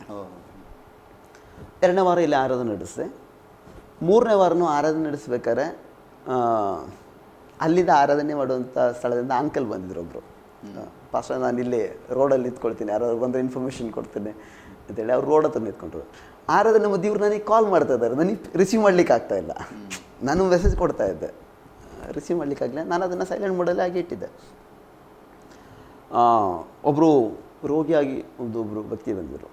ಅವ್ರಿಗೆ ತಲೆ ಮೇಲೆ ಕೈ ಇಟ್ಟು ಪ್ರಾರ್ಥನೆ ಮಾಡ್ತಿರ್ಬೇಕಾದ್ರೆ ಇದ್ದಕ್ಕಿದ್ದಂಗೆ ಡೋರ್ ಓಪನ್ ಆಯಿತು. ನೋಡಿದ್ರಂತ 10-25 ಜನ ಜೊತೆಗೆ ನುಗ್ಗಿದ್ರು. ಮಾತೇನೂ ಇಲ್ಲ, ಬಂದು ಸರಿಯಾಗಿ ಹೊಡಿತಾಯಿದ್ರು, ಮಾತಿಲ್ಲ. ನೆಕ್ಸ್ಟ್ ವಿಶ್ವಾಸಿಗಳು ಎಲ್ರಿಗೂ ವಿಶ್ವಾಸಿಗಳೆಲ್ಲ ಟಾರ್ಗೆಟ್ ಮಾಡ್ತಿದ್ದೆ ನನ್ನ. ಮಾತೇನಿಲ್ಲ, ಬಂದು ನುಗ್ಗಿದ್ದು. ನಿನಗೆ ಮೊದಲೇ ವಾರ್ನ್ ಮಾಡಿಲ್ವ ನಾವು, ಮತ್ತೆ ನಡೆಸ್ತಾ ಇದೆಯಾ, ಏನು ಧೈರ್ಯ ಅಂತೇಳಿ ಹಿಂದೆ ಮುಂದೆ ನೋಡ್ದಂಗೆ ಹೊಡಿತಾರೆ. ಅಷ್ಟೇ ವಿಶ್ವಾಸಿಗಳು ನನ್ನ ಕರ್ಕೊಂಡೋಗಿ ಬೆಡ್ರೂಮಿಗೆ ಹಾಕಿ ಬೀಗ ಹಾಕ್ಬಿಟ್ರು. ಇವರು ಮತ್ತು ಅವನು ಹೊರಗಿಳಿಸು ಅವನು ಹೊರಗಿಳಿಸು ಅಂತೇಳಿ ತುಂಬ ಅಲ್ಲಿ ಗಲಾಟೆ ಮಾಡ್ತಾರೆ. ಗಲಾಟೆ ಮಾಡಿ ನಾನು ಸಿಗ್ತಾಯಿಲ್ಲ ಅಂತ ಹೇಳಿದ್ಮೇಲೆ ಇವ್ರೇನು ಮಾಡಿದ್ರು, ಇವ್ರು ಬರ್ಲಿಕ್ಕಿಂತ ಮುಂಚೆ ಸ್ಟೇಷನೆಲ್ಲ ಹೋಗಿ ಹೇಳ್ಬಿಟ್ಟೇ ಬಂದಿರೋದು. ಹಾಂ. ಆ ಒಂದು ಕಂಡೀಷನಲ್ಲಿ ಸ್ಟೇಷನಿಗೆ ಹೋಗಿ ಹೇಳ್ಬಿಟ್ಟು ಬಂದಿರೋವಂಥದ್ದು, ನಾವು ಹೋಗ್ತಾ ಇದ್ದೀವಿ, ನೀವು ಅದನ್ನು ಮೈಂಡ್ ಮಾಡಬಾರ್ದು ಅಂತೇಳಿ. ತಕ್ಷಣ ನನ್ನ ರೂಮ್ಗೆ ಹಾಕಿ ಬೀಗ ಹಾಕಿದ್ರು. ಇವರು ಹೊರಗೆ ಬಂದಿದ್ದಾರೆ. ನಾನು ಸಿಕ್ಕಿಲ್ಲ ಅನ್ನೋ ಕೋಪದಿಂದ ಮನೆ ಕಿಟಿಕಿ ಗ್ಲಾಸು ಹಂಚು ಗಿಂಚು ಎಲ್ಲ ಹೊಡೆದು ಪುಡಿ ಪುಡಿ ಪುಡಿ ಮಾಡಿ ಹಾಕಿದ್ರು. ಆಮೇಲೆ ನಾನು ಒಳಗೆ ನಿಂತ್ಕೊಂಡು ನಮ್ಮ ಪಾಸ್ಟ್ಗೊಬ್ರಿಗೆ ಫೋನ್ ಮಾಡಿದೆ, ಪಾಸ್ಟ್ ಈ ಥರ ಸನ್ನಿವೇಶ ಇದೆ. ಅವರು ತಕ್ಷಣ ಲೋಕಲ್ ಸ್ಟೇಷನ್ ಎಸ್ ಐಗೆ ಫೋನ್ ಮಾಡಿದರು. ಎಸ್ ಐ ಅದಕ್ಕೆ ಯಾವುದೇ ರೆಸ್ಪಾನ್ಸ್ ಕೊಡಲಿಲ್ಲ. ಎಸ್ ಪಿಗೆ ಮಾಡಿದರು, ಎಸ್ ಪಿನೂ ಯಾವುದೇ ಇದು ರೆಸ್ಪಾನ್ಸ್ ಕೊಡಲಿಲ್ಲ. ಕೊನೆಗೆ ಬ್ಯಾಂಗ್ಳೂರಲ್ಲಿ ನಮ್ಮ ಸಂಸ್ಥೆ ಐ ಪಿ ಸಂಸ್ಥೆಯಿಂದ Sajan George global council of ಇಂಡಿಯಾದ ಪ್ರೆಸಿಡೆಂಟ್ ಅವ್ರ ಮುಖಾಂತರವಾಗಿ IG ಮುಖಾಂತರ ಎಲ್ಲ ಎಸ್ ಪಿಗೆ ಫೋನ್ ಮಾಡಿಸಿದ್ರು. ಆಮೇಲೆ ಇವರು ಅದನ್ನು ಅಮೆಂಡ್ ಮಾಡಿ ಪೊಲೀಸವ್ರು ಬಂದರು. ಅಷ್ಟೊತ್ತಿಗೆ ಇವರೆಲ್ಲ ಹೊಡೆದ್ಬಿಟ್ಟು ಹೋಗಿದ್ರು. ಪೊಲೀಸರು ಬಂದು ಅವ್ರಿಗೆ ತೋರಿಸ್ತಾ ಇದ್ದೀವಿ, ಈ ವ್ಯಕ್ತಿಗಳು ಇಂಥದ್ದೇ ವ್ಯಕ್ತಿಗಳು ಬಂದಿದ್ದಾರೆ, ಇವರ ಯಾವುದು ಇದು ಮಾಡ್ತಾಯಿಲ್ಲ, ನಾವು ವಿಚಾರಿಸ್ಕೊಳ್ತೀವಿ, ನೋಡ್ತೀವಿ ಅನ್ನೋ ಒಂದು ಭಾವನೆಯಿಂದ ಅದನ್ನು ಮಾಡಿಲ್ಲ. ಸಂಜೆ ಟೈಮಿಗೆ ಕೆಲವು ಪಾಸ್ಗಳೆಲ್ಲ ವಿಷಯ ಗೊತ್ತಾಗಿ ಬಂದರು. ನಾವೆಲ್ಲ ಸರಿ ಕಂಪ್ಲೇಂಟ್ ಕೊಡ್ಲಿಕ್ಕೆ ಹೋದ್ವಿ ಸ್ಟೇಷನಿಗೆ. ನಾವು ಹೋಗ್ತೀವಿ ಕಂಪ್ಲೇಂಟ್ ಕೊಡ್ತೀವಿ ಅಂತ ಹೇಳಿ ಗೊತ್ತಾಗಿದ್ದರಿಂದ ಅವರೊಂದು 100-200 ಜನಕ್ಕಿಂತ ಹೆಚ್ಚು ಸ್ಟೇಷನ್ ಹತ್ರ ತೋರ್ಕೊಂಡ್ರು. ಯಾವುದೇ ವಿಧದಲ್ಲಿ ಕಂಪ್ಲೇಂಟ್ ತೆಗಿಬಾರ್ದು. ಅಲ್ಲಿನ ಕೆಲವು ಕ್ರೈಸ್ತ ವಿರೋಧಿಗಳ ಗುಂಪು ಒಂದು ಇದರಲ್ಲಿ ಹೇಳ್ಬೇಕಾದ್ರೆ ರಾಷ್ಟ್ರೀಯ ಬೆಂಬಲ ಇರುವಂಥ ಜನ ಇವರು ಸ್ಟೇಷನ್ಗೆ ಹೋಗಿ ಈ ಮಕ್ಕಳಿಗೆ ಹೇಳಿ ಕಳಿಸಿದ್ದಾರೆ, ಯಾವುದೇ ಕಾರಣಕ್ಕೂ ನಿಮ್ಮ ಮೇಲೆ ಕೇಸ್ ಆಗಲ್ಲ, ನೀವು ಹೋಗಿ ಹೊಡೆದು ಬಿಟ್ಟು ಬನ್ನಿ ಅಂತ. ಆ ಒಂದು ಧೈರ್ಯದಿಂದ ಇವರು ಬಂದಿರುವಂಥದ್ದು. ಬಂದು ಹೊಡೆದೋಗಿ ನಾವು ಮತ್ತೆ ಸ್ಟೇಷನಿಗೆ ಹೋಗಿ ಕಂಪ್ಲೇಂಟ್ ಕೊಡ್ತೀವಿ ಅಂತ ಹೇಳಿದಾಗ ಇವರು ಸ್ಟೇಷನಿಗೆ ಬಂದು ಮುತ್ತಿಗೆ ಹಾಕ್ಕೊಂಡ್ರು. ಯಾವುದೇ ಕಾರಣಕ್ಕೂ ಅವ್ರದ್ದು ಕಂಪ್ಲೇಂಟ್ ತೊಗೋಬಾರ್ದು ಹಾಕಿಕ್ಕಿದ್ದು. IG ಪ್ರೆಸರ್ ಬಂದಿದ್ದರಿಂದ ಇವರಿಗೆ ಕಂಪ್ಲೇಂಟ್ ತಗೊಳ್ಳೋದೇ ಇರಲಿಕ್ಕಾಗಲಿಲ್ಲ. ನಮಗೆ ಇವರು ಬಂದವ್ರ ಹೆಸರಲ್ಲಿ ಒಬ್ಬನ ಹೆಸರು ಮಾತ್ರ ಗೊತ್ತಿತ್ತು. ಇಂಥ ವ್ಯಕ್ತಿ ಅವನ ಸಂಗಡ 40-20 ಜನ ಅಂತೇಳಿ ನಾನು ಅದು ಕಂಪ್ಲೇಂಟ್ ಬರ್ಕೊಟ್ಟೆ. ಕಂಪ್ಲೇಂಟ್ ಬರ್ಕೊಂಡ್ಮೇಲೆ FIR ರಿಜಿಸ್ಟರ್ ಆಯಿತು.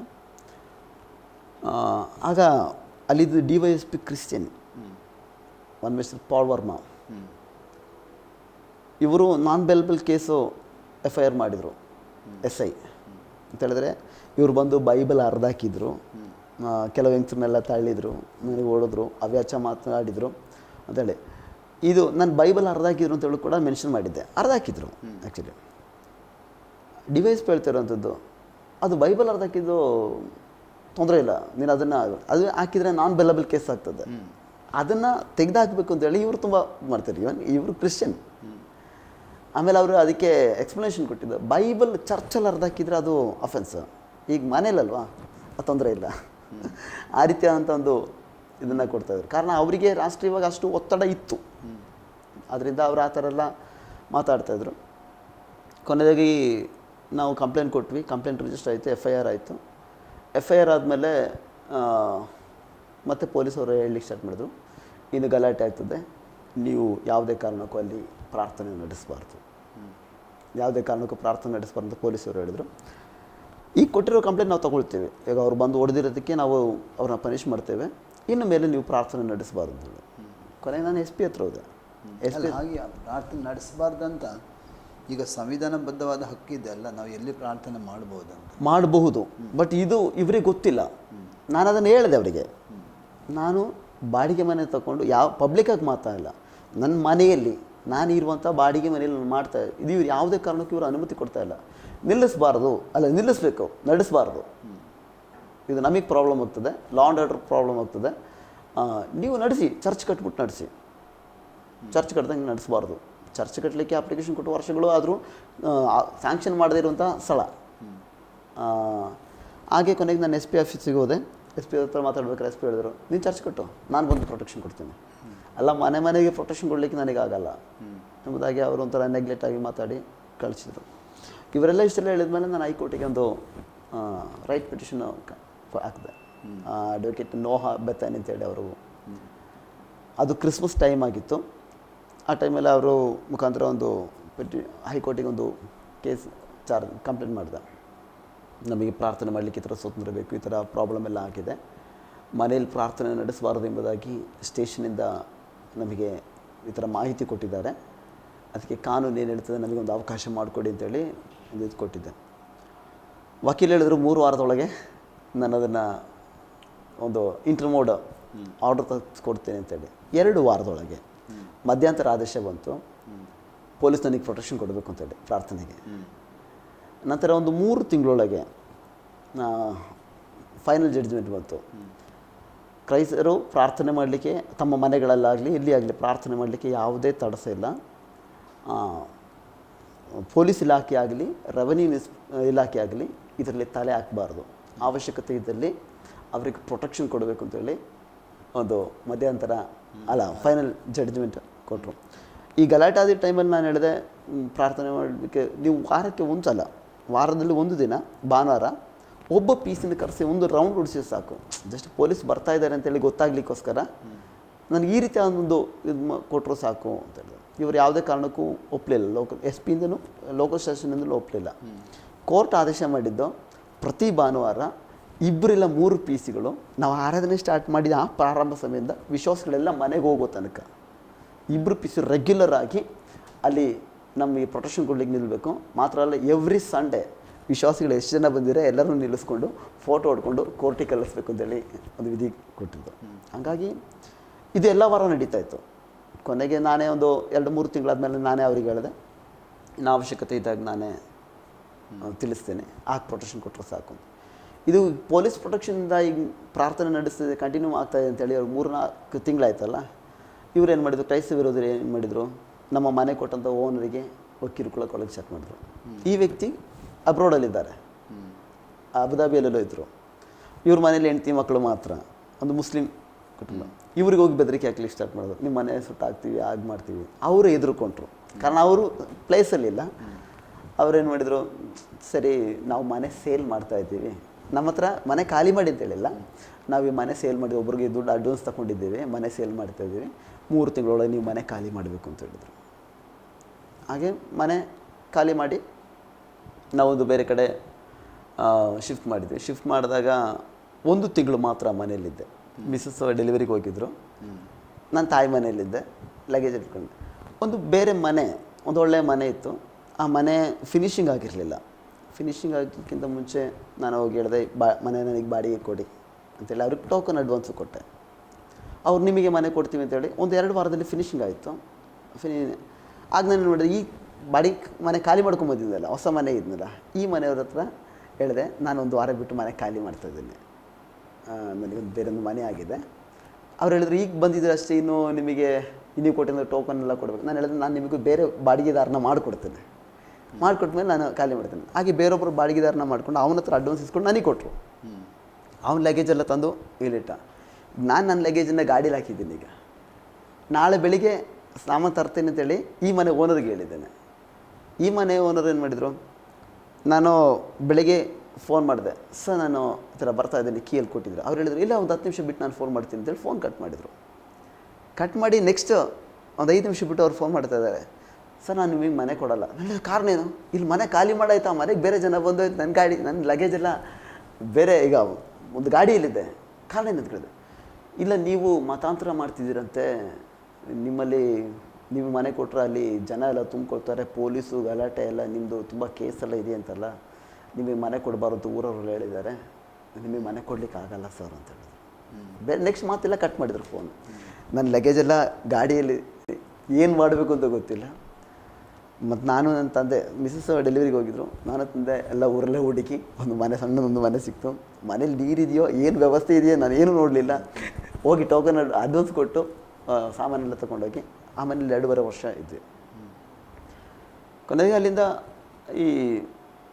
ಈ ವ್ಯಕ್ತಿನೇ 2 ವರ್ಷ ಆದಮೇಲೆ ಈ ವ್ಯಕ್ತಿನೇ ಮತ್ತೆ ಫೋನ್ ಮಾಡಿದರು, ಸರ್ ಮನೆ ಖಾಲಿ ಇದೆ, ಬೇಕಿರೋ ಬಂದು ಇಲ್ಲಿ ವಾಸ ಮಾಡ್ಬೋದು ಅಂತೇಳಿ. ಅವ್ರಿಗೆ ಮತ್ತೆ ವಿಷಯಗಳೆಲ್ಲ ಗೊತ್ತಾಯಿತು, ನಾವು ಗಲಾಟೆ ಮಾಡೋರಲ್ಲ ನಿಮ್ಮದು. ಅವರೇ ಕರೆದು ಮನೆ ಕೊಟ್ಟರು. ಮೊದಲು ಕೊಡ್ತಿದ್ದಕ್ಕಿಂತ ಕಡಿಮೆ ಬಾಡಿಗೆಯಲ್ಲಿ ನಮಗೆ ಮನೆ ಕೊಟ್ಟರು. ಎಲ್ಲ ವ್ಯವಸ್ಥೆಗಳು ಚೆನ್ನಾಗಿ ನಡೀತಾಯಿತ್ತು. ಹೀಗೆ ಇಲ್ಲಿ ಮನೆ ಖಾಲಿ ಮಾಡಿದ ಮೇಲೆ ಇನ್ನು ಪ್ರಾರ್ಥನೆ ನಡೆಸಬಾರ್ದು ಅಂತೇಳಿ ನಮ್ಮ ವಿಶ್ವಾಸಿ ಮನೆಯಲ್ಲಿ ಇಂಟ್ರಿಲ್ಲ ಒಂದು ಟೌನಲ್ಲಿ ನಡೆಸ್ತಾ ಇದ್ವಿ. ಅದಾದಮೇಲೆ ಒಂದು 4 ಕಿಲೋಮೀಟ್ರ್ ಒಳಗೆ ನಮ್ಮ ಒಬ್ಬರು ವಿಶ್ವಾಸಿ ಮನೆಯಲ್ಲಿ, ಅವ್ರದ್ದೇ ದೊಡ್ಡ ಮನೆ ಇರೋದು ನಮ್ಮ ವಿಶ್ವಾಸಿಗಳಲ್ಲಿ, ಸ್ವಲ್ಪ ಉದ್ದ ಹಾಲಿದೆ, 2-3 ರೂಮ್ ಇದೆ. ಅಲ್ಲಿ ಪ್ರಾರ್ಥನೆ ಮಾಡಲಿಕ್ಕೆ ಸ್ಟಾರ್ಟ್ ಮಾಡಿದ್ವಿ. ವಿಶ್ವಾಸಿಗಳಿಗೆ 4 ಕಿಲೋಮೀಟ್ರ್ ಜಾಸ್ತಿ ದೂರ ಬರಬೇಕು. ಪ್ರಾರ್ಥನೆ ಹೆಚ್ಚು ಕಡಿಮೆ 1 ವರ್ಷ ನ್ಯೂಟ್ರಲಾಗಿ ಹೋಯ್ತು, ಯಾವ ತೊಂದರೆ ಇಲ್ಲ. ನಾನು ಸ್ಟೇಷನಲ್ಲಿ ಹೇಳಿದ್ದೆ, ಇಲ್ಲಿಂದ ನಾವು ಬದಲಾಯಿಸ್ತಾ ಇದ್ದೀವಿ, ಇಂಥ ಕಡೆ ಹೋಗ್ತಾ ಇದ್ದೀವಿ ಅಂತೇಳಿ ಸ್ಟೇಷನಿಗೆ ರೈಟಿಂಗ್ಸಲ್ಲಿ ಕೊಟ್ಟಿದ್ದೆ. ಒಂದು 2 ವರ್ಷ ಮುಗಿಸೋಳೆ, ಲಾಸ್ಟ್ 2017 ಜನವರಿ ಫಸ್ಟ್ ವೀಕ್ ಒಂದು ಗುಂಪು ಜನ ಪ್ರಾರ್ಥನೆ ನಡೀತಿದೆ, ಆ ಕೀರ್ತನೆ ಓದಿ ಆರಾಧನೆಗೆ ಲೀಡ್ ಮಾಡ್ತಾ ಇದ್ದೀನಿ. 2 ಹುಡುಗರು ಬಂದುಬಿಟ್ಟು ಈಗ ನಾನು ತಿಳ್ಕೊಂಡು ಆ ಮನೇಲಿ ಒಬ್ಬ ಹುಡುಗ ಇದ್ದಾನೆ, ಅವ್ನ ಫ್ರೆಂಡ್ಸ್ ಯಾರೋ ಬಂದರು ಅಂತ ತಿಳ್ಕೊಂಡೆ. ನಾನು ಕಿಟಕಿಯಲ್ಲಿ ನೋಡ್ದೆ ತಕ್ಷಣ ಆ ಮನೆ ತಾಯಿ ಹತ್ರ ಹೇಳಿದೆ, ಹೊರಗೆ ಹೋಗಿ ಯಾರೋ ಕರಿತಾ ಇದ್ದಾರೆ ಅಂತ. ಇವರು ಹೊರಗೆ ಬಂದು ಮಾತಾಡ್ತಿದ್ದಾರೆ, ನಾನು ಆರಾಧನೆ ಲೀಡ್ ಮಾಡ್ತೇನೆ, ನಿಲ್ಲಿಸಲಿ ಅಂತೇಳಿ ಜೋರಾಗಿ. ಆಗ ನನಗೆ ಗೊತ್ತಾಯಿತು, ಇವರು ಬಂದಿರುವಂಥದ್ದು ಕ್ರೈಸ್ತ ವಿರೋಧಿಗಳು ಅಂತೇಳಿ.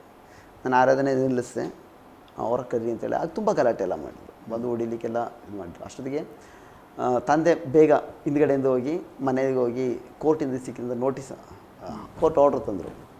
ಇವರು ಹೊರಗಿನ ತುಂಬ ಗಲಾಟೆ ಮಾಡಿಬಿಟ್ಟು ಹೇಳ್ತಿದ್ದಾರೆ, ನಿನ್ನೆ ಹಿಂಗೆ ಬಿಟ್ಟರು ಸರಿಯಾಗಿಲ್ಲ, ಎಸ್ ಐನ ಕರೆಸ್ಬೇಕು, ಹಾಗೆ ಹೀಗೆ ಎಸ್ ಐಯಿಂದ ಓಡಿಸ್ಬೇಕು, ಹಾಗೆ ಹೀಗೆ ಅಂತ ಹೇಳ್ಕೊಂಡು ತುಂಬ ಒಂದು 10-35 ಜನ ಬಂದಿದ್ರು ಅವತ್ತು. ಇವರು ಅಲ್ಲಿ ನಿಂತ್ಕೊಂಡು ಒಳಗೆ ಬರ್ಲಿಕ್ಕೆ ಸಾಧ್ಯವಾಗದೆ ಬೀಗ ಹಾಕ್ಕೊಂಡಿದ್ರಲ್ಲ, ಎಸ್ ಐಗೆ ಫೋನ್ ಮಾಡಿದರು. ಎಸ್ ಐಯು ಟೀಮಾಗಿ ಬಂತು, ಒಂದು ಜೀಪ್ ಪೊಲೀಸು ಎಸ್ ಐ ಬಂದು, ಎಸ್ ಐ ಕೋಲ್ ಹಿಡ್ಕೊಂಡು ಹಿಂಗೆ ಬಂದು ನೆಟ್ಟಿಗೆ ವಿಡಿಯೋ ಅಲ್ಲಿ ರೆಕಾರ್ಡ್ ಮಾಡಿಕೊಂಡು ಬಂದಿದ್ದೆ. ಒಳಗೆ ನುಗ್ಬಿಟ್ಟು ಒಬ್ಬೊಬ್ರು ದೃಶ್ಯ ಸಿಗಳಿದೆ, ನಿನ್ನ ಹೆಸರೇನು, ನಿನ್ನ ಗಂಡದ ಹೆಸರೇನು, ಎಲ್ಲಿಂದ ಬಂದೆ, ಎಷ್ಟು ವರ್ಷದಿಂದ ಬರ್ತಾ ಇದೆಯಾ, ಎಲ್ಲರನ್ನೂ ಕೇಳ್ಕೊಂಡು ಬಂದರು. ಕೊನೆ ನನ್ನ ಹತ್ರ ಬಂದರು. ನಂತರ ಅಂದಾಗ ನಾನು ಈ ಕೋರ್ಟ್ ಆರ್ಡ್ರ್ ಕೊಟ್ಟೆ. ಆಮೇಲೆ ನಾನು ಹೇಳಿದೆ, ಸರ್ ನಾನು ಇದು ಕುಶಾನಗರದಲ್ಲಿ ಈ ಥರ ಆರಾಧನೆ ನಡೆಸ್ತಾ ಇದ್ದೆ, ಅಲ್ಲಿ ಮನೆ ಖಾಲಿ ಆಗಿದ್ದರಿಂದ ಇಲ್ಲಿಗೆ ಈಗ ಬಂದು ಆರಾಧನೆ ನಡೆಸ್ತಾ ಇದ್ದೀವಿ, ಹೆಚ್ಚು ಕಡಿಮೆ 1.5 ವರ್ಷ ಇಲ್ಲಿ ಕಳಿತೀನಿ ಇಲ್ಲಿ ಆರಾಧನೆ ಸ್ಟಾರ್ಟ್ ಮಾಡಿ. ಈ 1.5 ವರ್ಷದಲ್ಲಿ ಯಾವ ತೊಂದರೆ ಇಲ್ಲ. ಇವತ್ತು ಬೆಳಗ್ಗೆ ಇವ್ರು ಬಂದು ಗಲಾಟೆ ಮಾಡ್ತಾ ಇದ್ದಾರೆ, ನೀವು ಕೋರ್ಟ್ ಆರ್ಡರ್ ಇದ್ರು ನಮಗೆ ತಿಳಿಸ್ಬೇಕಾಗಿತ್ತು ಅಂತ ಹೇಳಿದರು. ನಾಳೆ ನಿಮ್ಗಿಂತ ಮುಂಚೆ ಎಸ್ಐಗೆ ನಾನು ಅದನ್ನು ತಿಳಿಸಿದ್ದೇನೆ, ನೀವು ಈಗ ಬಂದವರು, ಮೊದಲಿದ್ದ ಎಸ್ಐಗೆ ನಾನು ರೈಟ್ಸ್ ಅವರಿದ್ದಾಗ ನನಗೆ ತಿಳಿಸ್ಬೇಕಾಗಿತ್ತು, ನೀನು ಅವ್ರು ಚೇಂಜ್ ಆಗಿ ಹೋದರು, ಈಗ ನಾನು ಬಂದು ನನಗೆ ತಿಳಿಸ್ಬೇಕು. ಸಾರಿ ಸರ್ ಗೊತ್ತಿರಲಿಲ್ಲ, ನಾನು ಬಂದು ತಿಳಿಸ್ತೇನೆ ಅಂತ ಹೇಳಿದೆ.